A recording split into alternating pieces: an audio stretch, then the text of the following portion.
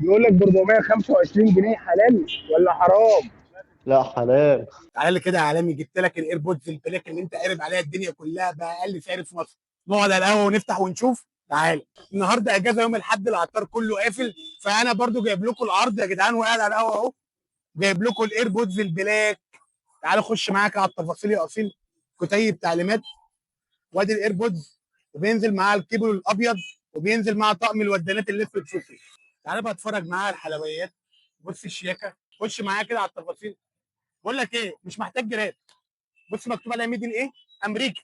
شايف العركات. تعالى بتفرج عليها بقى، بص شكلها عامل ازاي. بص في ايه. مبدئيا انا اول ما وصلتها، هي عامل الكونكت على طول.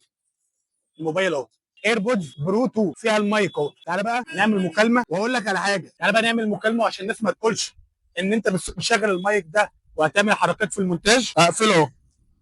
يا بيكو، ايه يا ايه كبير. الاخبار؟ سامعني كويس؟ اه سامعك كويس. كله تمام؟ كله تمام. الدنيا معاك متظبطه؟ انا كده كده الموبايل بتاعي بيسجل ايه، انا مخليه يسجل تلقائي على طول اهو. ها، لا لا والله سامعني حلو. كويس؟ اه سامعك كويس والله. بيقول لك ب 425 جنيه، حلال ولا حرام؟ لا حلال. ها؟ حلال يا كبير. حبيبي. لا مش مهم، انا بسجل من المايك ده دلوقتي.